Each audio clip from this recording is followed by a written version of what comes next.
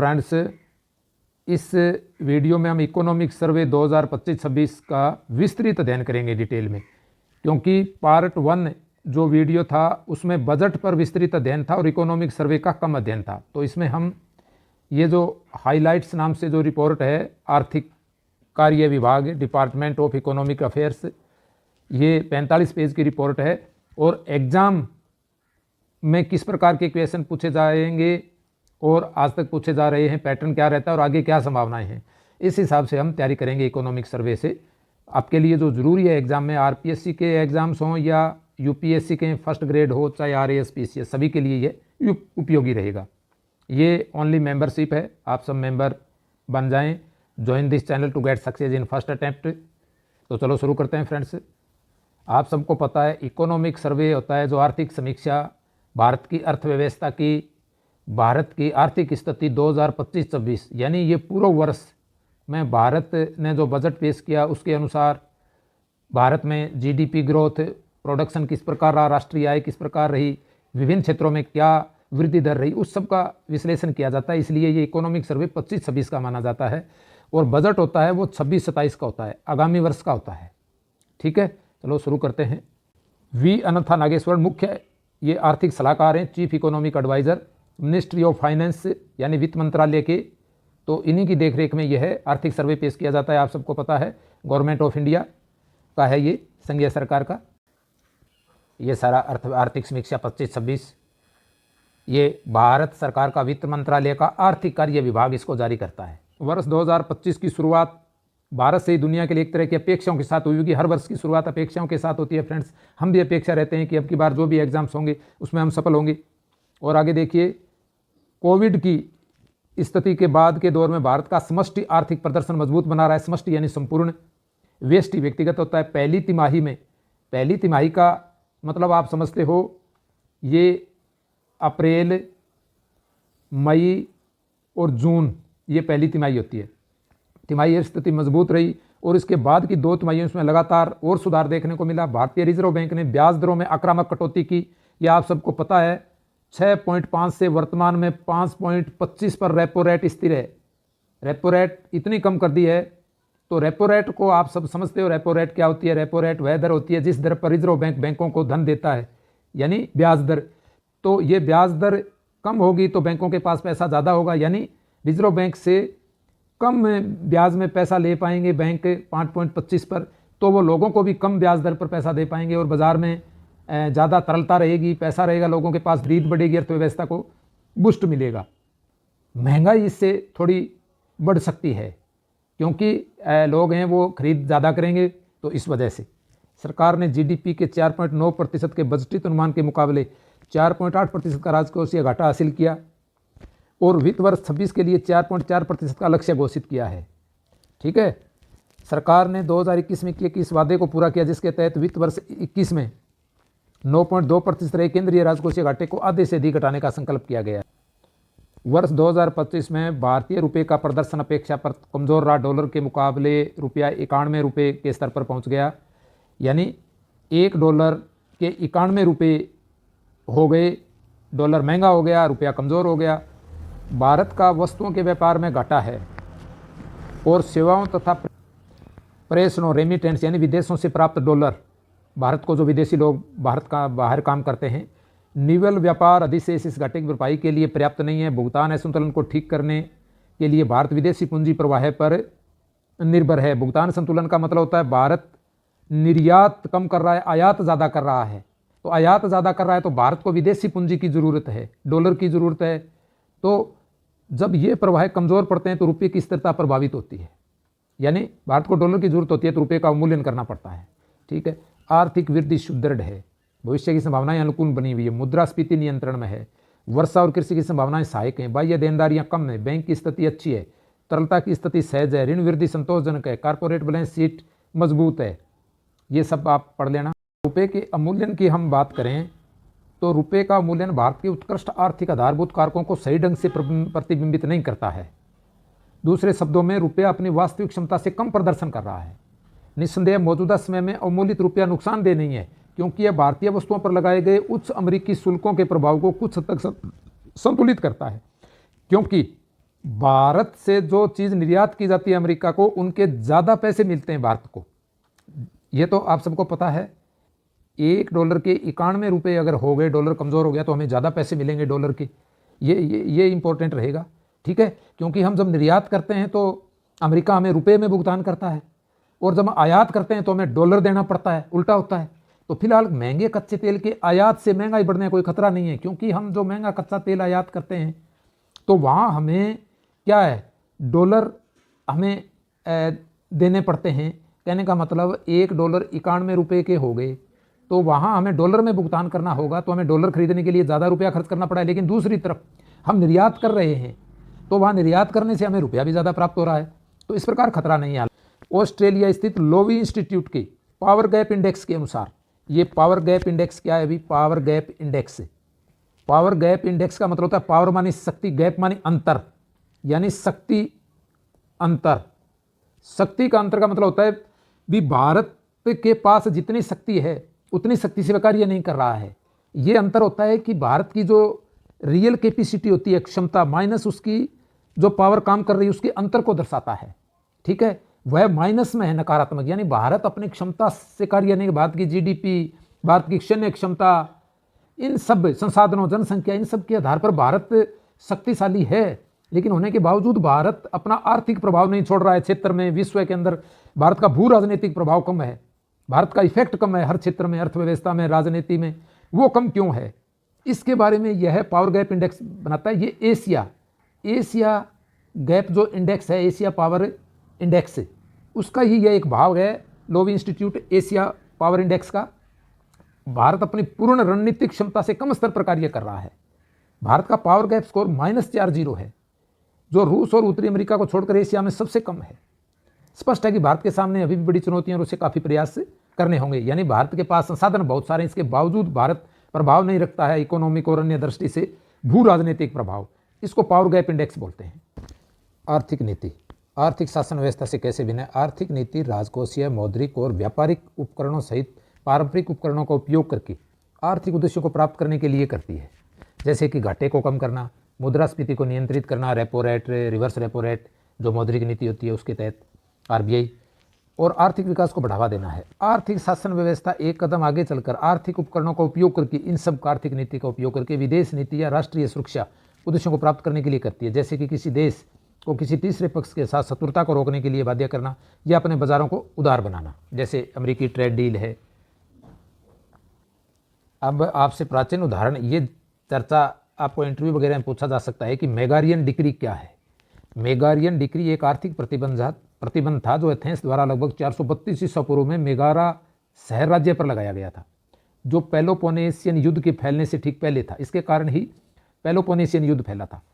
Decree के साथ, decree का मतलब होता है पाबंद करना, प्रतिबंध। मेगारियाई प्रतिबंधों को एथेनियन साम्राज्य द्वारा नियंत्रित बाजारों और बंदरगाहों से प्रतिबंधित कर दिया गया था। कि आर्थिक जो शासन व्यवस्था है, आर्थिक नीति को जो लागू करती है आर्थिक शासन व्यवस्था, वह ऐतिहासिक उदाहरणों में प्राचीन ग्रीस में एथेंस द्वारा लगाए गए मेगारियन डिक्री और रोमन साम्राज्य के अनाज प्रावधान प्राणी क्यूरा अनोरा भी शामिल है। कौटिल्य के अर्थशास्त्र में शासन व्यवस्था में भी व्यवस्थित ग्रंथ के रूप में मान्यता दी गई है, जो आर्थिक शासन को राजनीतिक और कार्यनीतिक अनिवार्यताओं के साथ एकीकृत करता है। जैसे ये ट्रेड और टैरिफ का युद्ध जो वर्तमान में चल रहा है, वह प्राचीन काल में ही होता था। ये अर्थव्यवस्था की स्थिति पुनः तेज गति की ओर। IMF वर्ल्ड इकोनॉमिक आउटलुक है इस स्रोत से। ये नोट AES से उन्नत अर्थव्यवस्था, उभरते बाजार और विकासशील अर्थव्यवस्था, EMD बोलते हैं इसको, emerging market and developing economics. ये कौन कौन से देखिए, ये तो पूरे विश्व के बारे में है। ये उन्नत अर्थव्यवस्थाएं हैं, ठीक है, एडवांस इकोनॉमिक्स, ठीक है, और ये उभरते बाजार और विकासशील अर्थव्यवस्थाएं हैं, जिनकी ग्रोथ रेट वर्ल्ड के अंदर, ये ग्रोथ रेट देख लीजिए पूरे विश्व के अंदर IMF ने जो निर्धारित की है अलग अलग, 2023 के अंदर 3.3, 2024 में 3.2, फिर 2025 में बढ़ी है, गिरावट आई एक वर्ष। और जो उन्नत अर्थव्यवस्थाएं हैं, ठीक है, उनकी ओर इन्होंने अलग अलग दी है। ये तो पूरे विश्व की ओवरऑल दी है, सभी पूरे विश्व में ये उन्नत अर्थव्यवस्थाएं, और ये भारत जैसी विकासशील अर्थव्यवस्थाएं और विकसित देश हैं। तो विकसित देशों की जो स्थिति है, ये अलग अलग इसमें पूरा डाटा दिया हुआ है, आप देख सकते हैं प्रतिशत के रूप में है। ये 2023 में 1.7, 2024 में 1.7 रही, फिर अब बढ़ी है 2025 में। ये विकासशील अर्थव्यवस्थाएं हैं, उभरते बाजार और विकासशील अर्थव्यवस्थाएं भारत की। ये 2023 के अंदर 4.4 ये प्रतिशत के रूप में है ग्रोथ, इतना प्रतिशत, और ये 4.2 गिरावट आई है इसमें क्या है, गिरावट आई है 4.2, फिर ये स्थिर रही है 2025 में, 2024 में गिरावट, और ये गिरावट जारी है उभरते बाजार और विकासशील अर्थव्यवस्थाओं में। ठीक है, ये आपको ध्यान रखना है। ये कुछ लोग तो ये समझते नहीं, EMD जो होता है उभरते बाजार, emerging market and developing economics, और ये उन्नत अर्थव्यवस्थाएं होती हैं, एडवांस्ड। ठीक है, ये ब्लूमबर्ग द्वारा जारी PMI है, परचेजिंग मैनेजर्स इंडेक्स है। ये ग्लोबल मैन्युफैक्चरिंग PMI होता है। ये 3 प्रकार है इसके, देखिए। ये परचेजिंग मैनेजर्स इंडेक्स यानी क्रय शक्ति क्षमता को दर्शाते हैं। ये विनिर्माण क्षेत्र में, सेवा क्षेत्र में, कंपोजिट संपूर्ण क्षेत्र में ग्लोबल। तो ग्लोबल मैन्युफैक्चरिंग क्षेत्र में तो दिसंबर 24 तक जनवरी 23 तक गिरावट ही रही है। कुछ समय यह बढ़ा है, जो विनिर्माण क्षेत्र में कमी रही है। ये परचेजिंग पावर, ये 0 से 100 के बीच बदलता रहता है। 50 से ऊपर का स्तर पिछले माह की तुलना में समग्र समृद्धि को दर्शाता है। जैसे ये यहाँ जनवरी 24 में गिरावट थी, फिर ये यहाँ जुलाई 24 तक बढ़ा, तो इसका मतलब मैन्युफैक्चरिंग क्षेत्र में वृद्धि को दर्शाता है, और 50 से नीचे का स्तर इसमें कमी को दर्शाता है। तो ये कम रहा है विनिर्माण क्षेत्र में। बाकी सर्विस क्षेत्र में ये ज़्यादा रहा है। आप देख लीजिए, सबसे ज़्यादा 54 है, और एक समय तो ये रहा है, देखिए 55 तक रहा है। ठीक है, और ये जो टोटल कंपोजिट है वो 52 रहा है, ज़्यादा रहा है ये। ठीक है, ये कुछ नए इंडेक्स हैं, ये भी जान लेना चाहिए आपको। 2024 में विश्व व्यापार अनिश्चितता सूचकांक, यानी विश्व व्यापार में अनिश्चितता रही, वर्ल्ड TUI।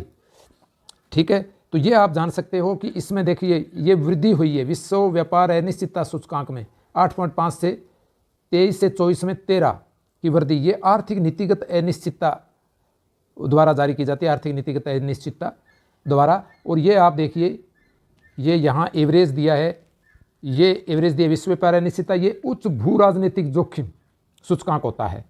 भू राजनीतिक जोखिम विभिन्न देशों के मध्य आपसी जो भू राजनीतिक जो तनाव होते हैं और उनमें वृद्धि हुई है, जैसे यूक्रेन युद्ध है और है, भू राजनीतिक जोखिम में वृद्धि हुई है। ठीक है, आपसी भूमि संबंधी विभिन्न देशों के जो विवाद हैं 121 से 1.36 स्तर पर 2024 में काफ़ी विस्तार हुआ है ये विश्व के अंदर। ये भी आर्थिक नीतिगत अनिश्चितता स्रोत के द्वारा यह है, वैश्विक अनिश्चितताओं में वृद्धि हुई है। इसका मतलब ये है, ये विश्व व्यापार अनिश्चितता, ये उच्च भू राजनीतिक जोखिम सूचकांक है GPR। वैश्विक अनिश्चितताओं के बावजूद भारत की वृद्धि दर 10 के औसत के करीब बनी हुई है। आप देख लीजिए, इसके संबंध में पिछले वीडियो में चर्चा की गई है। GVA क्या है, GDP में अंतर क्या है, अच्छे तरीके से वो देख लेना आप। यहाँ 22 के बाद 22-23 में यह इंपोर्ट्स बढ़े थे, लेकिन 23 के बाद लगातार इनमें गिरावट आई है। ये आप देख सकते हैं, इंपोर्ट्स में गिरावट आई है। और ये जो हरे वाला है PFEC निजी उपभोग में भी यहाँ निजी उपभोग में वृद्धि हुई है। परचेजिंग मैन्युफैक्चरिंग इंडेक्स जो होता है वह है, यानी मैन्युफैक्चरिंग क्षेत्र में क्रय शक्ति से ये संबंधित है, व्यापार में बढ़ने से संबंधित। 21 में तो ये गिरावट थी यहाँ अप्रैल 21 में, क्योंकि कोरोना काल था। इसके बाद में लगातार 2021 के बाद में है वो जून 21 के बाद, और यहाँ आप देखिए, यहाँ ये अगस्त 21 के बाद से लगातार यह बढ़ा है। वह सर्विस क्षेत्र में भी और ओवरऑल भी 24 तक वृद्धि हुई है। अब यहाँ से कुछ प्रश्न आपके फैक्ट पूछ लिए जाते हैं कि मौद्रिक और वित्तीय क्षेत्र विकास में अन्योन्याश्रय संबंध है, यानी मौद्रिक और वित्तीय क्षेत्र के बीच क्या संबंध है, यानी मौद्रिक नीति जो मुद्रा से संबंधित है और वित्तीय क्षेत्र इनमें विकास किस प्रकार है। SBC का सकल गैर निष्पादनीय परिसंपत्ति अनुपात, ये NPA बोलते हैं, नॉट परफॉर्मिंग एसेट, यानी बैंक जो ऋण देता है उसकी वसूली नहीं होती है, तो फिर वह जैसे ये अपने बोलते हैं इसको नॉन परफॉर्मिंग एसेट का मतलब होता है कि ओवरड्यू हो जाना, जिसको बोलते हैं डिफ़ॉल्टर में वृद्धि होना। लोग बैंकों का ऋण जमा नहीं करा पाते हैं, तो बैंकों के पास पैसा कम आता है और बैंक ऋण नहीं दे पाते हैं। कहने का मतलब बैंकों के पास गैर निष्पादित परिसंपत्ति, यानी उसका निष्पादन नहीं हो पाता है, संपत्ति का परफॉर्मेंस गिर जाती है बैंक की ऋण देने की ओर की, तो वो संपत्ति में लगातार गिरावट आई। NPA कम हुआ है, यानी बैंकों ने कंट्रोल किया है NPA, लोगों को जो ऋण देते हैं उसको वसूली ज़्यादा बढ़ी है। ये देखिए, मार्च 21 में तो NPA बहुत ज़्यादा था 60.3, क्योंकि कोरोना काल में वसूली नहीं हो पाई। फिर ये मार्च 22 से ये लगातार NPA गिरा है 5.8%, 2.6%। ये आप देख लीजिए, RBI वित्तीय स्थिरता रिपोर्ट है ये स्रोत आप देख लीजिए। वे बैंकों की परिसंपत्ति गुणवत्ता में सुधार हुआ है लगातार, 2.2% है। सितंबर 2026 में NPA कितना है, 2.6 पे आ गया है। ये आपको देखना है कि बैंक के खातों में विस्तार करना इससे संबंधित है। ये देखिए वित्तीय समावेशन पर आरबीआई की वित्तीय समावेशन सूचकांक में मार्च 21 में 53.9 से सुधार होकर मार्च 24 तक 64.2 हो गया। मार्च 21 में तो ये कोरोना काल था, यहाँ 64.2 हो गया है। 700 जिलों में 22,000 शाखाएं खुली हैं। वित्तीय समावेशन का मतलब लोगों को ज़्यादा से ज़्यादा बैंकों से जोड़ना, निचले स्तर के जो हाशिए पर लोग हैं ग्रामीण क्षेत्रों तक। ये 700 जिलों में 22,009 शाखाएं, 26 राज्य, 3 संघ राज्य क्षेत्र। निर्यातकों के लिए व्यापार करने में सुगमता संबंधी क्या पहल की गई है? ठीक है, ease of doing business report तो बंद हो गई, लेकिन ईज ऑफ डूइंग बिजनेस क्या हो रहा है, यानी लॉजिस्टिक केंद्रों का विकास। भारत ने पर्याप्त मात्रा में विदेशी निवेश को आकर्षित करना जारी रखा है। देखिए सकल एफडीआई अंतर प्रवाह में वृद्धि हुई है। ये वैश्विक अस्थिरता के बीच विदेशी मुद्रा भंडार सितंबर 24 में विदेशी मुद्रा भंडार 706 बिलियन अमेरिकी डॉलर के उच्चतम स्तर पर था। हेडलाइन मुद्रास्फीति, कोर मुद्रास्फीति, ये समझना जरूरी है। कीमतें और मुद्रास्फीति का उतार चढ़ाव, ये दोनों जो कोर मुद्रास्फीति और हेडलाइन मुद्रास्फीति की बात होती है, आरएस में प्रश्न भी पूछा गया था, ये दोनों ही कंज्यूमर प्राइस इंडेक्स पर आधारित होती हैं, यानी उपभोक्ता मूल्य सूचकांक। उपभोक्ता भोजन, ईंधन, शिक्षा, आवास आदि पे जो खर्चा करता है उसमें महंगाई कितनी है, इसको मापने के लिए कोर मुद्रास्फीति और हेडलाइन मुद्रास्फीति, यानी हेडलाइन महंगाई और कोर महंगाई। कोर का मतलब अपने कोर कमेटी कहते हैं ना, कोर कमेटी समिति, आंतरिक समिति। तो कोर कमेटी के अंदर जिस तरह से कम ही लोग शामिल होते हैं, तो कोर मुद्रास्फीति में कम वस्तुएं शामिल होती हैं, और हेडलाइन मुद्रास्फीति में सभी वस्तुएं शामिल होती हैं। हेडलाइन में यानी हेडलाइन में कंज्यूमर प्राइस इंडेक्स, यानी उपभोक्ता द्वारा शामिल सभी चीज़ें शामिल इसमें रहती हैं, भोजन, ईंधन, आवास। और हेडलाइन जो मुद्रास्फीति होती है, हेडलाइन इंडेक्स, इसमें से अगर हम ऊर्जा और भोजन, जो भी भोजन होता है उसको हम फूड को अगर इसमें से निकाल दें, फूड और एनर्जी की कीमतों को, तो वह कोर मुद्रास्फीति कहलाती है। हेडलाइन मुद्रास्फीति में सभी चीज़ों के जो इन्फ्लेशन है, महंगाई को मापा जाता है, सभी वस्तुएं शामिल होती हैं। इस मुद्रास्फीति में भी किन किन वस्तुओं और सेवाओं में जो बदलाव होता है, यानी यह मुद्रास्फीति का व्यापक सूचक है। हेड का मतलब व्यापक होता है, तो ये व्यापक सूचक है। इसमें अस्थिर खाद्य वस्तुएं, ईंधन सभी शामिल होती हैं। और ये जो कोर इन्फ्लेशन है, इसमें स्थिर वस्तुएं शामिल होती हैं, अस्थिर वस्तुएं हैं वो शामिल नहीं होती हैं।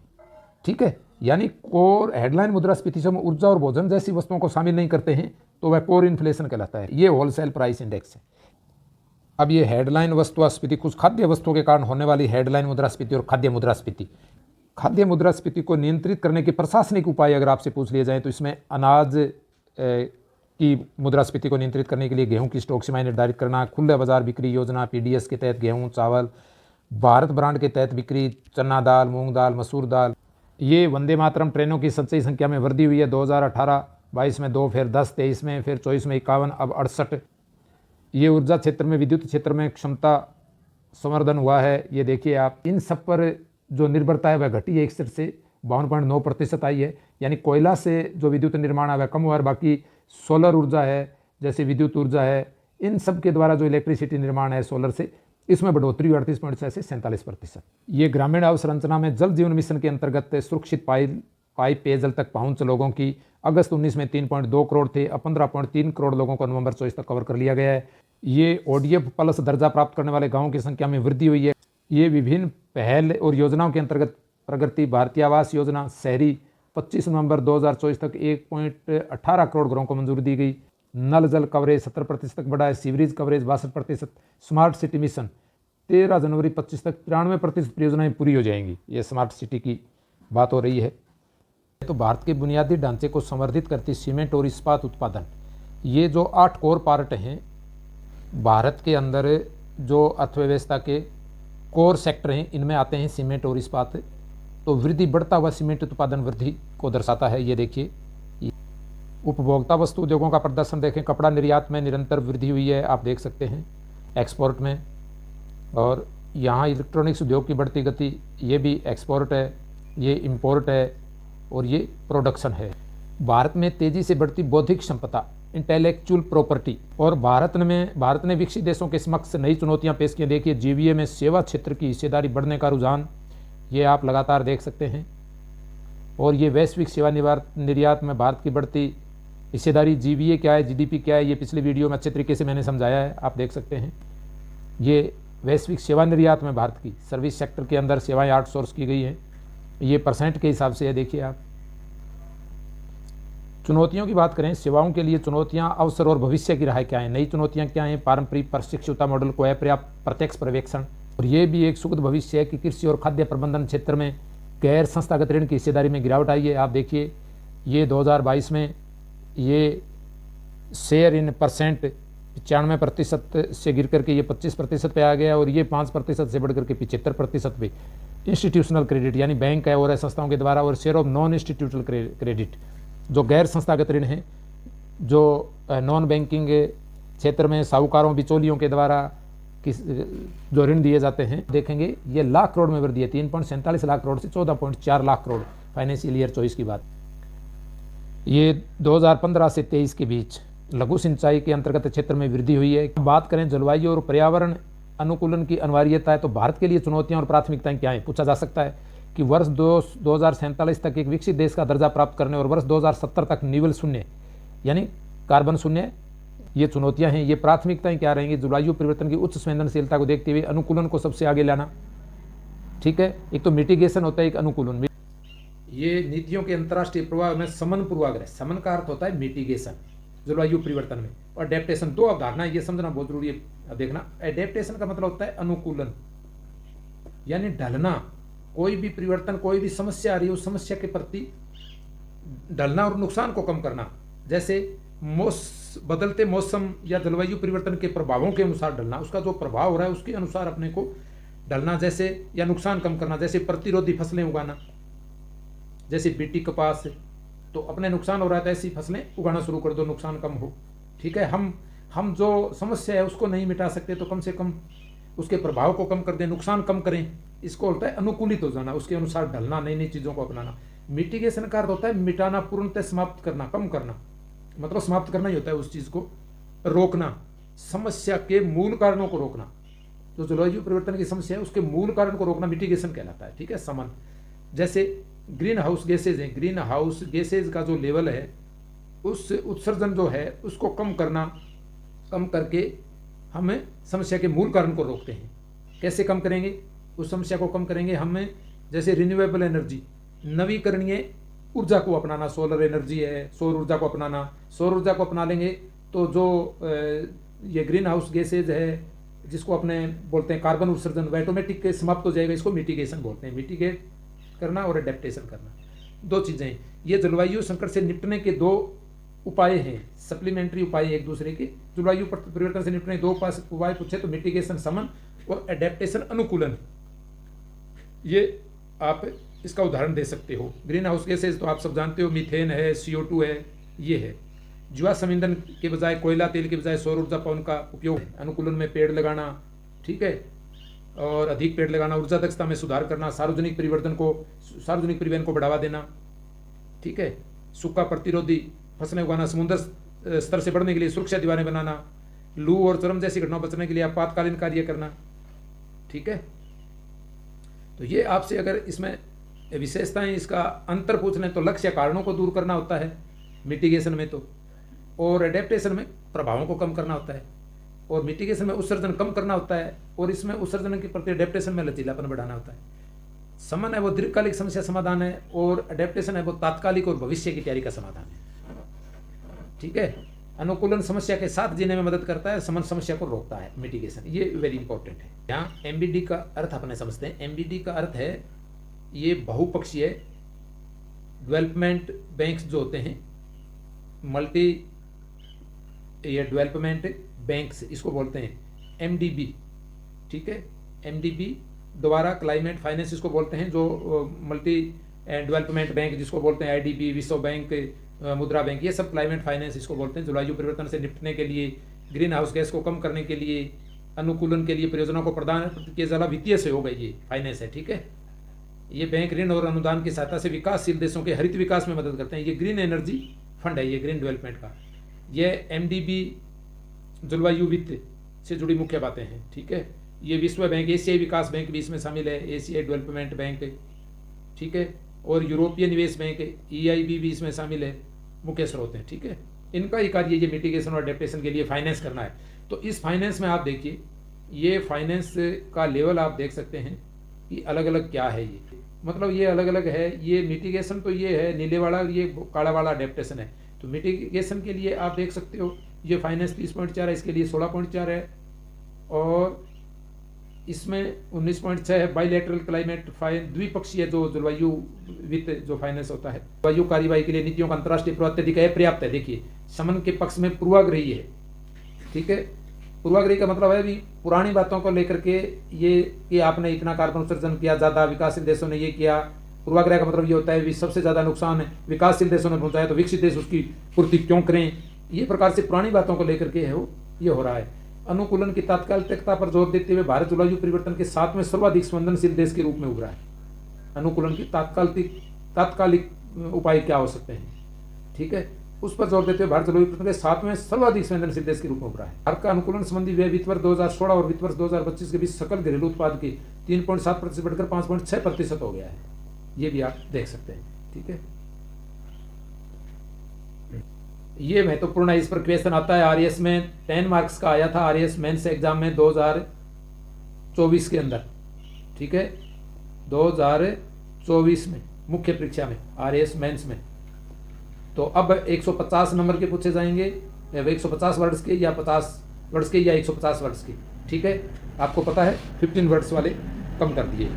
तो ये आप देख सकते हो भारत को एनडीसी की प्रगति, नेशनल डिटरमाइंड कंट्रीब्यूशन, ठीक है। ये जलवायु प्रतिबद्ध लक्ष्य होते हैं। अपनी जलवायु प्रतिबद्धताओं पर भारत की उपलब्धियों का श्रेय नवीनीकरणीय ऊर्जा स्रोत और हरित निवेश को बढ़ावा देने के लिए विभिन्न प्रकार की योजनाओं, नीतियों, वित्तीय प्रोत्साहन और विनियामक उपायों को एनडीसी कहा जाता है, नेशनल डिटरमाइंड कंट्रीब्यूशन, नवीकरणीय ऊर्जा स्रोत। वर्ष 2030 तक 50% के अद्यतन एनडीसी लक्ष्य की तुलना में गैर जीवाश्म ईंधन स्रोतों से स्थापित बिजली उत्पादन क्षमता 30 नवंबर 24 तक 46.8% तक पहुंच गई। यानी ये लक्ष्य है वो 50% का लक्ष्य है, वो 2024 में प्राप्त कर लिया गया, 6 वर्ष पहले। देखिए यानी थोड़ा ही कम रहा है, लगभग प्राप्त कर लिया गया है। जो 2030 का लक्ष्य है 50% का एनडीसी लक्ष्य है भी गैर जीवाश्म ईंधन स्रोतों से, यानी सोलर एनर्जी से ऊर्जा उत्पादन करना है, इस प्रकार के ये उपाय हैं। वन क्षेत्र में ये तो नवीकरणीय ऊर्जा के क्षेत्र में थे, रिन्यूएबल एनर्जी, सौर ऊर्जा, पवन ऊर्जा, भूतापीय ऊर्जा, ठीक है। वन क्षेत्र, भारत का नवीनतम वन सर्वेक्षण 2024 के अनुसार वर्ष 2030 तक 2.5 से 30 मिलियन टन CO2 कार्बन समतुल्य का अतिरिक्त कार्बन सिंक बनने के एनडीसी लक्ष्य के मुकाबले वर्ष 2005 और वर्ष 2030 के बीच 2.29 बिलियन टन CO2 के समतुल्य का अतिरिक्त कार्बन सिंक बनाया गया। 46.20% है, कोल का योगदान, गैस का 5.4 है।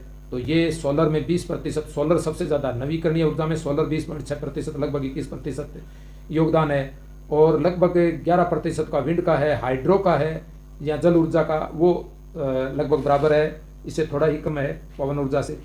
पर्यावरण के लिए जीवन शैली, ये लाइफस्टाइल जो होता है उसके हिसाब से ये पर्यावरण के लिए सामूहिक कार्यवाही की शक्ति का उपयोग कैसे कर सकते हैं। वैश्विक आबादी का 13% जीवन शैली परिवर्तन कार्बन उत्सर्जन को 20% तक कम कर सकता है, ठीक है।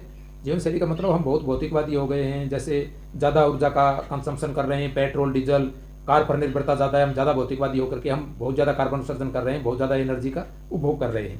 तो हम सादा जीवन, उच्च विचार या ग्रामीण जीवन शैली अपना करके हम सार्वजनिक परिवहन का उपयोग करके ये कम कर सकते हैं कार्बन उत्सर्जन 20% तक। थाली में परोसे गए भोजन को पूर्ण रूप से उपभोग करने से प्रति व्यक्ति 90 किलोग्राम वार्षिक भोजन की बर्बादी से बचा जा सकता है। प्रति व्यक्ति 90 किलोग्राम भोजन बर्बादी को बचा सकता है। कार कूलिंग द्वारा प्रतिदिन 7,80,000 सवारी करने से 380 बिलियन लीटर ईंधन की बचत हो सकती है। एक शिक्षा के क्षेत्र में पूछा जा सकता है कि बेहतर शिक्षा के लिए क्या बिल्डिंग ब्लॉक किए गए, क्या देश के स्तर पर बदलाव किए गए। सामाजिक और भावनात्मक अधिगम को बढ़ावा देना, सीखने को बच्चों में, जैसे निपुण भारत, सी लर्निंग इंडिया, ठीक है। जीवन के अनुकूल कौशल, बुनियादी साक्षरता और संख्यात्मकता के लिए क्या है, सहकर्मी अधिगम, नली काली कार्यक्रम, नली काली यानी आनंदपूर्ण अधिगम, शिक्षा का प्रेरणा स्रोत, जीवन कौशल में जीवन कौशल रूपरेखा, टिम तारे पहल, PM ई विद्या चैनल, ये आप देख सकते हैं, ठीक है। और बालिका शौचालयों में देखो 97.7% का शौचालय, 95.7% बन चुके हैं। हाथ धोने की सुविधा में 95% हो चुकी है विद्यालयों। आपसे पूछा जा सकता है कि ग्रामीण अर्थव्यवस्था को सशक्त बनाने पर केंद्र स्तर पर क्या ये प्रयास हो रहे हैं सरकार के स्तर पर। तो प्रधानमंत्री ग्राम सड़क योजना से 7,70,993, ठीक है, लगभग 8 लाख किलोमीटर नई सड़कें बनाई गई हैं। स्वच्छ भारत मिशन के तहत 11.8 करोड़ शौचालय, 2.8 लाख सामुदायिक स्वच्छता परिसरों का निर्माण किया गया है, ठीक है। ये आप लिख सकते हो। मिशन सबके लिए स्वास्थ्य के क्षेत्र में सरकार द्वारा क्या प्रयास किए गए। किफायती औषधि टीकाकरण, 14,000 से अधिक जन औषधि केंद्र, वित्त वर्ष 23-24 के लिए पूछा जा सकता है महिला श्रम बल भागीदारी को बढ़ाने के लिए महिला उद्यमियों की शक्ति का उपयोग करना, ऋण सहायता संबंधी क्रेडिट गारंटी योजना, स्टार्टअप समर्थन, प्रधानमंत्री रोजगार गारंटी योजना, कौशल विकास योजना, विपणन सहायता में पूर्णतः सब्सिडी वाले व्यापार मेले भागीदारी, महिला स्वामित्व वाले उद्योगों समर्थन, औपचारिकता, रोजगार सृजन के लिए डिजिटल अर्थव्यवस्था का उपयोग करना, हरित कार्य बल का निर्माण। वर्ष 2025 तक भारतीय डिजिटल अर्थव्यवस्था के $1 ट्रिलियन अमेरिकी डॉलर को पार करने का अनुमान है। अब आपसे पूछा जा सकता है कि वर्तमान कृत्रिम बुद्धिमत्ता एआई के युग में श्रम व्यवस्था जो लेबर है, मानव संसाधन है भारतीय, वो संकट है या उत्प्रेरक है? मानव केंद्रित स्वचालन का भविष्य क्या? एआई के स्केल निर्धारण संबंधी चुनौतियां क्या हैं? भारत की जीडीपी 6.8 से 7.2, ये एक्सपेक्टेड है 7.2 यहाँ आता है, 7.2 के बीच ये अनुमानित है, 6.8 से 7.2 के बीच फाइनेंशियल ईयर 2027 में। ये पीबीआई की रिपोर्ट और अपने देख लेते हैं आर्थिक समीक्षा 25 की तेज विकास और लचीली अर्थव्यवस्था की ओर अग्रसर भारत। ये आंकड़े आप थोड़ा सा देख लीजिए। भारत वित्त वर्ष 2027 के लिए वास्तविक जीडीपी बढ़ोतरी 6.8 से 7.2% के बीच रहने का अनुमान। महंगाई ऐतिहासिक रूप से निचले स्तर पर, अप्रैल दिसंबर 25 के दौरान 1.7%। सभी प्रमुख क्षेत्रों में प्रगति में योगदान दिया। कृषि ने ग्रामीण मांग को स्थिर किया, मैन्युफैक्चरिंग क्षेत्र ने तेजी पकड़ी, सेवा क्षेत्र विस्तार सबसे आगे रहा। वित्त वर्ष 25 में भारत का कुल निर्यात उच्चतम स्तर पर पहुंचा, $825 बिलियन अमेरिकी डॉलर। देखिए वर्ष 26 की पहली छमाही में $412 बिलियन अमेरिकी डॉलर पहुंच गया। राजकोषीय मजबूती में सुधार, ठीक है, और मौद्रिक परिस्थितियां अनुकूल हुई। दिसंबर 2025 तक रेपो रेट 5% पर रही, अभी भी इसी को 5.25 पर ही रखा है। वित्त वर्ष 2007 में वास्तविक जीडीपी और सकल मूल्य वृद्धि जीवीए में क्रमशः 7.4, वास्तविक जीडीपी तो 7.4% और जीवीए में 7.3% बढ़ोतरी का अनुमान है 2026 में। कृषि क्षेत्र के मजबूत प्रदर्शन ने ग्रामीण आय और खपत को प्रोत्साहन दिया है, जबकि टैक्स के सुव्यवस्थीकरण ने शहरी मांग में सुधार किया है। बढ़ते खपत आधार को संकेत देता है। भारत की विकास दर का अनुमान लगभग 7% है। वित्त वर्ष 2027 के लिए वास्तविक जीडीपी में 6.8 से 7.2% बीच की बढ़ोतरी होने का अनुमान है, जो चुनौती भरे वैश्विक माहौल के बीच लगातार मध्यकालिक विकास क्षमता को प्रतिबिंबित करता है। कंज्यूमर प्राइस इंडेक्स के शुरुआत के बाद से सबसे कम महंगाई दर्ज की गई है। अप्रैल दिसंबर 25 के दौरान औसत शीर्ष महंगाई दर 1.7% रही, जिसकी मुख्य वजह खाद्य और ईंधन के लिए 3.1 के बढ़ोतरी का अनुमान। पहली छमाही में 3.6% की बढ़ोतरी हुई है, जो वित्त वर्ष 2000। सेवा क्षेत्र में 9.1% बढ़ोतरी का अनुमान है। वित्त वर्ष 25 में यह 7.2% से अधिक है, ठीक है। वित्त वर्ष 2026 में पहली छमाही में 53% हो गई। जीडीपी में सेवाओं की हिस्सेदारी 53.6% हो गई, जबकि वित्त वर्ष 26 के अनुसार जीओ में हिस्सेदारी 56.4% पहुंच गई है। सेवाओं के क्षेत्र में दुनिया का 7वां सबसे बड़ा निर्यातक देश है, जिसकी वैश्विक व्यापार में हिस्सेदारी 2005 में 2% बढ़कर दुगुनी 2024 में 4.3% हो गई है। ये देखिए आप, यह क्षेत्र प्रत्यक्ष विदेशी निवेश का सबसे बड़ा प्राप्तकर्ता बना हुआ है। दूसरी छमाही 8.7 लाख नए रोजगारों का सृजन हुआ है। डिक्लाइन अनएम्प्लॉयमेंट गिरी है, बेरोजगारी की जो दर है वह गिरी है, आप देख सकते हो। देखिए ये 5.6 मई 2025 में 5.6, दिसंबर 25 में 4.8% पे आ गई है। आवधिक श्रम बल की बात करें तो 15 वर्ष से उससे अधिक आयु के लोगों की श्रम बल सहभागिता दर दिसंबर 25 में बढ़कर 56.1% हो गई है। महिला जो श्रम सहभागिता दर 35.3% हो गई है, जो बेहतर समावेशन को दर्शाती है, ठीक है। श्रम बल सहभागिता दर महिला की श्रम बल में सहभागिता भी महिलाएं कितनी सहभागी हैं, 35.3% हो गई। श्रमिक जनसंख्या अनुपात बढ़कर 53.4% हो गया, जो स्थिर रोजगार समावेश को दर्शाता है। बेरोजगारी दर दिसंबर 2025 में घटकर 4.8% आ गई है। वार्षिक उद्योग सर्वेक्षण के अनुसार सालाना आधार में 6% की बढ़ोतरी हुई है मैन्युफैक्चरिंग क्षेत्र में, संगठित क्षेत्र में, ये आप देख सकते हैं, ठीक है। भारत के निर्यात की बात करें तो कुल निर्यात वित्त वर्ष 25 में 825 बिलियन अमेरिकी डॉलर, 26 की पहली छमाही में 400 बिलियन अमेरिकी डॉलर है। इस पर अपने चर्चा करी ली पीछे। वैश्विक व्यापार में भारत की एकीकरण, विविधता और सेवाओं में मजबूत बढ़ोतरी का लगातार गिरता जा रहा है। भारत की वैश्विक निर्यात में हिस्सेदारी 2005 में 1% से बढ़कर 2024 में 1.8% हो गई है। सेवाओं का निर्यात एक प्रमुख ग्रोथ इंजन के रूप में उभरा है। वित्त वर्ष 2025 में 387 बिलियन अमेरिकी डॉलर के अब तक के उच्चतम स्तर पर यह पहुंच गया है सेवाओं का निर्यात, और सालाना आधार पर 13.6% की मजबूत बढ़ोतरी दर्ज की गई है। भारत वित्त वर्ष 2025 में 135.4 बिलियन अमेरिकी डॉलर की इनफ्लो राशि के साथ दुनिया का सबसे बड़ा रिमिटेंस प्राप्त करता देश बना रहा। यानी विदेशी धनराशि प्राप्त करने में विदेशी मुद्रा लोग हैं वो दूसरे देशों में धन कमाते हैं, भारत भेजते हैं, इसको रिमिटेंस बोलते हैं। विशेष रूप से विकसित अर्थव्यवस्थाओं में से रिमिटेंस का हिस्सा बढ़ा है, जो वैश्विक श्रम बाजारों में कुशल और पेशेवर भारतीय श्रमिकों के बढ़ते योगदान को प्रतिबिंबित करते हैं। औद्योगिक उत्पादन बढ़ा है, ठीक है। 8 कोर सेक्टर का सूचकांक। 8 कोर सेक्टर कौन से हैं? कोयला है, सबसे ज़्यादा ज़रूरत आप सबको पता है, इससे ऊर्जा की ज़रूरतें पूरी होती हैं, आपको पता है। विद्युत ऊर्जा है और रेल परिवहन है, ठीक है, ये वेरी इंपॉर्टेंट है। कच्चा तेल भी आपको, क्रूड ऑयल आपको पता है, विदेशों से क्रूड ऑयल मंगाते हैं, उसको रिफाइनरियों में साफ करके पेट्रोल डीजल तैयार करते हैं। ये कोर सेक्टर का एक तो पहला तो ये है। दूसरा ये, इनके बगैर काम ही नहीं चलता। प्राकृतिक गैस भी, ठीक है, नेचुरल गैस, फिर रिफाइनरी उत्पाद, क्योंकि ये कच्चा तेल रिफाइनरी में जब प्रोसेस नहीं करेंगे तो फिर ये कैसे होगा। तो ये भी एक सेक्टर भारत का कोर मुख्य सेक्टर है। ये आंतरिक रिफाइनरी उत्पाद। उर्वरक, खेती में उर्वरक की सबसे ज़्यादा जरूरत है, लाइनें लगी रहती हैं उर्वरक खरीदने के लिए। इस्पात आपको पता है, ये तो बहुत ज़रूरी चीज़ है अर्थव्यवस्था के लिए। ये सब सीमेंट की सबसे ज़्यादा जरूरत है मैन्युफैक्चरिंग के लिए। पुल है, पुल है और स्कूल है, भवन निर्माण के लिए। बिजली तो आप सबको पता है ऊर्जा के रूप में। तो ये कोर सेक्टर आपको याद रह जाएंगे, ठीक है। उत्पादन के स्वयं की और कुल प्रदर्शन को मापता है ये 8 कोर सेक्टर का सूचकांक। ये कितना रहा है ये देखिए आप, ये बढ़ा है, तेजी आई है। ये औद्योगिक प्रदर्शन के अग्रणी सूचक के रूप में कार्य करता है और आईआईपी के कुल भार का 40% हिस्सा है, ठीक है। आईसीआई विनिर्माण क्षेत्र प्रमुख चालक बना, जिसमें 8.1% की बढ़ोतरी हुई। आप देखिए विनिर्माण क्षेत्र में 8.1% बढ़ोतरी हुई है, जो कि खनन और बिजली क्षेत्र में क्रमशः खनन में 6.8 और बिजली में 6.3 की।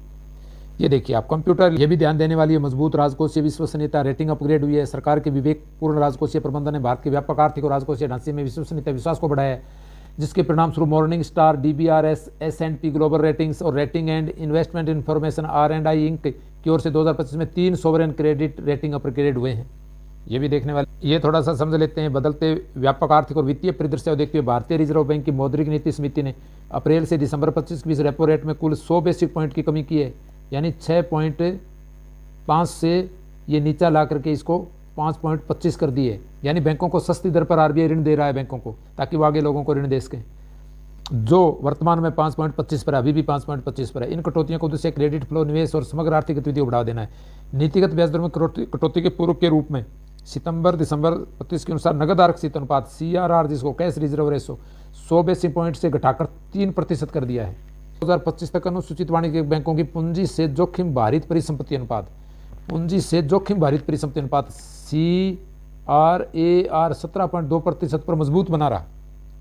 ये चीज़ क्या, ये CRAR समझते हैं 17.2% क्या, ये है पूंजी से जोखिम भारित परिसंपत्ति अनुपात, capital to risk weight assets अनुपात। पूंजी और जोखिम भारित संपत्ति का अनुपात होता है, यानी बैंक के पास जो पूंजी है और जोखिम भारित संपत्ति, जितना लोन दिया है, यानी एक महत्वपूर्ण वित्तीय पैमाना, लोन देना के मुकाबले उसके पास कितनी पूंजी उपलब्ध है। यानी यह कह सकते हैं कि बैंक की एक क्षमता है जिसमें भविष्य में होने वाले नुकसान को सह सके। यानी कोई लोन ना चुकाए तो क्या वह नुकसान को सह सकता है और जमाकर्ताओं के पैसे को सुरक्षित रख सकता है, उनको लौटा सकता है जमाकर्ताओं पैसे को, यानी लोन की रिकवरी ना हो। तो ये वो अनुपात होता है, ठीक है। इसका उद्देश्य बैंक को दिवालिया होने से बचाना है। गणना, इसकी गणना बैंक की पूंजी को उसकी जोखिम भारित संपत्तियों से विभाजित करके की जाती है। यानी बैंक की जो भी उसकी जोखिम भारित संपत्तियां होती हैं, जो RA रिस्क वेटेड एसेट्स होती हैं, को से जितनी भी गणना की पूंजी होती है, गणना बैंक की पूंजी T22 सी जोखिम भारित संपत्तियों का भाग दिया जाता है, ठीक है। वाणिज्यिक बैंकों के लिए 9% का CRAR रखना अनिवार्य है। वाणिज्यिक बैंकों, बताइए, CRAR है ये, ठीक है, capital to risk weight asset ratio, CRAR, यह 9% है, अनिवार्य है। जो अंतर्राष्ट्रीय बेसल मानकों 8%, थोड़ा अधिक, अंतर्राष्ट्रीय बेसल मानक 8% है। बैंक की हर संपत्ति में जोखिम अलग होता है। उदाहरण के लिए सरकारी प्रतिभूतियों को सुरक्षित माना जाता है, उन पर जोखिम भार कम होता है, जबकि व्यक्तिगत लोन पर जोखिम भार अधिक होता है।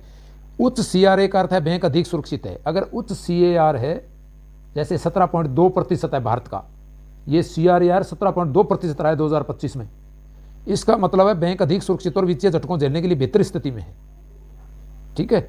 9% मिनिमम है, ये ज़्यादा होना चाहिए। 25 में MSME क्रेडिट में 21% बढ़ोतरी हुई है। सूक्ष्म एवं लघु उद्यम जो बोलते हैं, आप देखिए वित्तीय समावेशन मापदंड क्या है। RBI का वित्तीय समावेशन सूचकांक देश में वित्तीय समावेशन की दिशा में प्रगति को दर्शाता है, बैंकिंग क्षेत्र में विकास को। यह 3 आयामों, पहुंच, यानी बैंकिंग तक लोगों की पहुंच और ऋण तक उनका इस्तेमाल कितना हो रहा है, ठीक है। जो भी राशि लोन ले रहा है, क्या वह वास्तव में उसका लोन का वो उपयोग सही तरीके से कर रहा है क्या, जिस चीज़ के लिए लोन लिया है, और गुणवत्ता उसमें कितनी है। इनके आधार पर बैंकिंग, निवेश, बीमा, डाक, पेंशन से संबंधित 97 बैंकों का डाटा एकत्रित करता है। यह 3 उप सूचकांक भी हैं, FI पहुंच, इस्तेमाल, गुणवत्ता। भारत का वित्तीय समावेशन सूचकांक मार्च 24 में 64.2 से बढ़कर मार्च 25 में 67 हो गया है। ये भी देखने वाली बात है, ठीक है। ये PIB का सर्वे था, आपने देख लिया। Rate of economy pushing the growth frontier, अर्थव्यवस्था की स्थिति, विकास की सीमा को आगे बढ़ाना। इंक्रीजली सेप्ड, यानी वैश्विक नीति जो किन चीज़ों पे ज़्यादा तय हो रही है। इंक्रीजली सेप्ड किस तय हो रही है? सिक्योरिटी, सुरक्षा और राजनीतिक विचारों से। सिक्योरिटी और political considerations rather than efficiency और मल्टीलेटरल रूल्स। दक्षता, एफिशिएंसी और मल्टीलेटरल रूल्स, यानी बहुपक्षीय नियमों के बजाय भी दक्षता आए ना आए, ठीक है, बहुपक्षीय नियम पालन हो ना हो, लेकिन सुरक्षा और राजनीतिक विचारों से ज़्यादा प्रभावित हो रही है ग्लोबल पॉलिसी, जो भी इकोनॉमी है और है। बढ़ते भू राजनीतिक संघर्ष, intensifying geo political conflicts, Ukraine संकट है, मिडल ईस्ट में है, ईरान संकट है, और अभी जो आप वेनेजुएला संकट आप देख रहे हो, ठीक है। ये ऊर्जा और वित्त का हथियार के तौर पर इस्तेमाल, वेपनाइजेशन जिसको बोलते हैं, एनर्जी और फाइनेंस का आपको पता है। ये आपको अमेरिका भारत पे दबाव डालता है कि ईरान से तेल नहीं खरीदेगा, रूस से नहीं खरीदेगा, ये भी वेरी इंपॉर्टेंट है। फलां देश को निर्यात नहीं करेगा, आयात नहीं करेगा, ये सब फाइनेंस वेपनाइजेशन बोलते हैं, हथियार के तौर पर इस्तेमाल। टेक्नोलॉजी पर निर्यात नियंत्रण, export controls on technology, technology पर निर्यात नियंत्रण लगाए गए हैं बहुत सारी टेक्नोलॉजीज़ पर, ठीक है। ये विकसित देशों द्वारा, और विकासशील देशों को टेक्नोलॉजी नहीं मिल रही है। ये सेप्टिसिज्म अबाउट फ्री ट्रेड, मुक्त व्यापार के बारे में संदेह पैदे हुए हैं। ये USA ने आपको पता है जो नाफ्टा समझौता था वह भी तोड़ दिया है, उसमें भी काफ़ी कुछ मतलब अमेरिका ने ये अब नियम तोड़े हैं। और क्रिटिकल मिनरल्स से महत्वपूर्ण खनिजों के लिए प्रतिस्पर्धा बढ़ी है। ये जो चीज़ है ये भी, ये ग्लोबल इश्यूज हैं, ये आपको देखना बहुत ज़रूरी है, ठीक है। आगे और देख, ये जो ग्लोबल क्राइसिस देखो 25 के अंदर ग्लोबल क्राइसिस की जो रिपोर्ट है ये आप देख रहे हैं, ये बढ़ा है क्राइसिस। डेट्रियोरेटिंग प्राइमरी बैलेंस, बिगड़ता प्राथमिक संतुलन GDP का अक्रॉस द वर्ल्ड, पूरे वर्ष में GDP का जो ये संतुलन बिगड़ा हुआ आप देख लीजिए। एवरेज ओवर 2015 से 19, और ये 25 का है, आप देख सकते हैं माइनस में है सब। ये सब बिगड़ता प्राथमिक संतुलन GDP का जो है ग्रोथ का, वो सब माइनस के अंदर है, आप देख सकते हो। चाइना है, इंडिया है, ब्राज़ील है, ये UK है, USA है, इन सब का GDP का माइनस के अंदर आप देख सकते हो। ये बैलेंस है, ये प्राइमरी बैलेंस जो GDP का है वो आप देख रहे हो, ठीक है। दुनिया भर में बढ़ती sovereign yields, rising sovereign yields across the worlds, यानी प्राथमिक जो संतुलन है उसको क्या बोलते हैं? यह सरकार के कुल राजस्व और उसके गैर ब्याज खर्चों के बीच का अंतर है, नॉन इंटरेस्ट एक्सपेंडिचर। देखिए कुल राजस्व में से क्या घटाएंगे? कुल राजस्व में से घटा देते हैं कुल व्यय। कुल व्यय जो सरकार कर रही है उसमें से पहले ऋण भुगतान घटाओ, प्रीवियस ईयर्स का जो ऋण भुगतान है, ब्याज भुगतान, पिछले वर्ष पर ब्याज भुगतान, ऋण पर, पिछले वर्ष के ऋण पर ब्याज भुगतान कुल व्यय में से घटाओ आप, और फिर कुल राजस्व में से उसको घटाओ। इसको प्राथमिक संतुलन बोलते हैं, ठीक है। जैसे प्राथमिक घाटा होता है वही प्राथमिक संतुलन है ये कुल व्यय का। तो इसका मतलब ये सभी देश इस स्तर पर ये नेगेटिव रहे हैं। बिगड़ने का अर्थ है कि प्राथमिक घाटा बढ़ रहा है, प्राइमरी डिफिसिट। इसके मुख्य संकेत हैं राजस्व में कमी, यानी राजस्व में कमी है, ये इसके कारण क्या है, ठीक है। सरकार की कमाई टैक्स आदि खर्चों की तुलना में कम हो रही है, अत्यधिक खर्च कर रही है सरकार, ये सारी चीज़, ठीक है। Rising sovereign yield across the world का मतलब है दुनिया भर में सरकारी बॉन्ड यील्ड में वृद्धि हो रही है, यानी देश की सरकारों द्वारा लिए गए कर्ज पर ब्याज दरें बढ़ रही है। ये आप अलग अलग देशों का ये आप देख सकते हैं। पूछा जा सकता है कि ये राइजिंग सॉवरेन यील्ड क्या है, आपसे पूछा जा सकता है सॉवरेन यील्ड क्या है। सॉवरेन यील्ड इसको क्या बोलते हैं? सॉवरेन यील्ड इसको बोलते हैं, यह वह ब्याज दर है, ब्याज दर है जो एक राष्ट्रीय सरकार अपने जारी किए गए बॉन्ड कर्ज पर निवेशकों को देती है। ब्याज दर है जो निवेशकों को सरकार क्या करती है, राष्ट्रीय सरकार अपने जारी किए गए बॉन्ड कर्ज जारी करती है, बॉन्ड, तो उस पर निवेशकों को जो ब्याज देती है, यानी लोग सरकारी धन इन्वेस्ट करते हैं सरकार की योजनाओं में, और सरकार उन पर जो ब्याज दर देती है। सरकार बॉन्ड खरीदती है ना रिजर्व बैंक से, और से जो भी सरकार का पैसा है, GPF है और है जनता का जोखिम मुक्त, इन्हें आमतौर पर सबसे सुरक्षित निवेश माना जाता है क्योंकि इनके पीछे सरकार की गारंटी होती है। सॉवरेन यील्ड बोलते हैं इसको, ठीक है। और राइजिंग यील्ड का मतलब है ज़्यादा ब्याज चुकाना पड़ रहा है। राइजिंग सॉवरेन यील्ड का मतलब है यह यील्ड बढ़ती है, मतलब सरकार को पुराने कर्जों की तुलना पर नए कर्ज पर ज़्यादा ब्याज चुकाना पड़ रहा है, ठीक है। ये वैश्विक स्तर पर क्यों बढ़ रही है भाई? ये उच्च मुद्रास्फीति बनी हुई है, महंगाई बढ़ती है तो निवेशक बॉन्ड पर ज़्यादा रिटर्न मांगते हैं। केंद्रीय बैंकों की नीतियाँ, फेडरल रिजर्व जैसे बड़े केंद्रीय बैंक महंगाई रोकने के लिए ब्याज दरें बढ़ाते हैं, जिसका असर दुनिया में पड़ता है, यानी वो ऋण देने की दर बढ़ा देते हैं। आर्थिक जोखिम, अनिश्चितता, भू राजनीतिक तनाव, बाजार की अनिश्चितता यील्ड को बढ़ाती है। बढ़ता सरकारी कर्ज, जब सरकारें ज़्यादा उधार लेती हैं तो जोखिम बढ़ता है और यील्ड भी बढ़ता है। इसका असर उधार लेना महंगा हो जाता है, शेयर बाजार पर दबाव पड़ता है, पूंजी का पलायन होता है, सस्ते पैसे का दौर समाप्त हो रहा है। बढ़ती यील्ड का मतलब है सस्ते पैसे का दौर समाप्त हो रहा है, कर्ज महंगा हो रहा है, ये आप देख सकते हैं। ठीक है, फिर भी भारत के लिए ये सुखद पहलू है कि India rising strong growth momentum, ये देखिए 6.8% का अनुमान किया गया है 2027 में, 6.8 से 7.2% ग्रोथ रेट का। ये अपने एग्रीकल्चर, फूड मैनेजमेंट, इस सेक्टर के अंदर जो ग्रोथ रेट है जीवीए, वह हम देखते हैं। देखिए average GVA national nuclear energy mission के लिए 20,000 करोड़ रुपया लोकेशन वही यूनियन बजट 25-26 में है। ठीक है, टारगेट है 2000 ऑपरेशनल बाई 2033 तक। Focus on energy security, clean power 8,780 megawatt, current nuclear capacity 8,780 megawatt है। 100 गीगावाट बाई 2047 तक टारगेट का है, ये आप देख सकते हैं।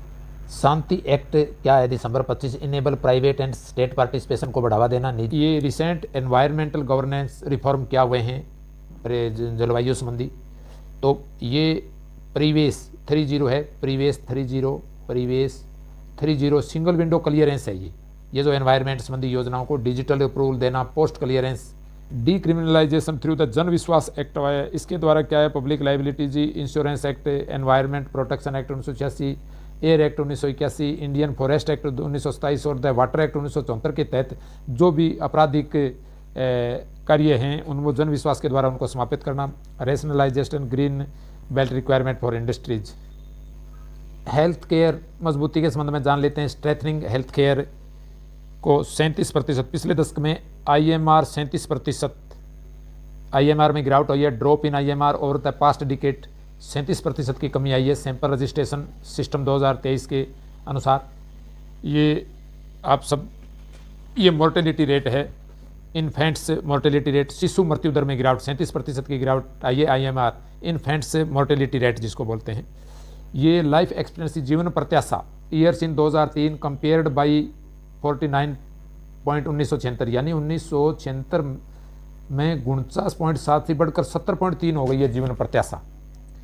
ठीक है, और कैलोरीज आप देख सकते हैं, इंक्रीज ऑफ न्यूट्रिशन इनटेक, इसमें भी बढ़ोतरी हुई है, आप देख सकते हैं। ठीक है, सैंपल रजिस्ट्रेशन ये प्रतिदिन थी, इनटेक जिसको बोलते हैं कैलोरी का, प्रोटीन का। पोषण सेवन में वृद्धि। ठीक है, प्रोटीन का आप देख सकते हो, कैलोरीज का, रूरल का, ये 2324 में 2212, 2240, 2147 से बढ़ करके 2212, 2240। रूरल में थोड़ा कम है, अर्बन में ज़्यादा है, शहर में। रूरल में 61.8 है, 63.8 है प्रोटीन का। ठीक है, कैलोरी पर डे है, ये ग्राम पर डे है, 63 ग्राम, ये बढ़ोतरी हुई है। ठीक है, पोषण सेवन में वृद्धि हुई है। बढ़ता पोषण सेवन, राइजिंग न्यूट्रिशनल इनटेक, बढ़ता पोषण सेवन, जीवन प्रत्याशा, life expectancy, decline in fat mortality.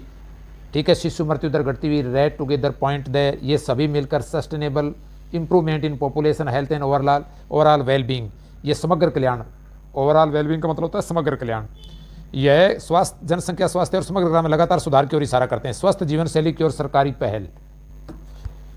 Enhancing female participation, increase in female labour force participation, यानी श्रम में महिलाओं की भागीदारी बढ़ी है। देखिए 23-24 में 41.7% हो गया, 23.3 17-18 से बढ़कर। A fall in female unemployment rate में गिरावट आई है। 2017-18 में 5.6% फीमेल अनएम्प्लॉयमेंट था, बेरोजगारी दर 3.2% पे आ गई है। इस संबंध में योजनाएं क्या क्या हैं सरकार की? फ्लेक्सिबल वर्क स्ट्रक्चर उपलब्ध कराए, यानी code of social security 2020, provide for flexible work models and gender responsive work standard, जहां महिलाएं कार्य करती हैं वहां कोड ऑफ सोशल सिक्योरिटी का भी प्रोवाइड करवाया है। अफोर्डेबल हाउसिंग, सखी निवास, ministry of women and child development द्वारा सखी निवास, ये थोजी हॉस्टल तमिलनाडु में। ठीक है, पब्लिक प्राइवेट पार्टनरशिप। ठीक है, हैदराबाद सी टीम केयर इकोनॉमी के अंतर्गत क्या है भारत का? Expanding network of anganwadi centres, rural development and social progress from participation to partnership तक, यानी भागीदारी से साझेदारी तक। Housing for all 2.9 crore house constructed. ठीक है, हर घर जल और 81% rural house hold. Enhanced rural connectivity 96%। ये स्वामित्व है, स्वामित्व का 3.88 लाख विलेजेस मैप्ड किए गए, 2.76 करोड़ प्रॉपर्टी कार्ड्स इश्यूड किए गए हैं, प्रॉपर्टी कार्ड ये भी है। टेक ड्राइवन इनिशिएटिव्स हैं ये, ठीक है। और आगे और कौन सा है, नमो ड्रोन वाला क्या है ये, नमो ड्रोन दीदी 500 ड्रोन्स प्रोवाइडेड 23-24 के दौरान, ठीक है। Samarth application for effective tax collection के लिए, मेरी पंचायत ऐप मॉनिटरिंग के लिए, ये एआई का है इंडिया में, ये ह्यूमन कैपिटल फॉर एआई का है, ये देख लेना, ठीक है। ये कोई ख़ास नहीं है, ठीक है। ये अर्बन, ये तो लगभग हो गया, ठीक है। Thank you friends.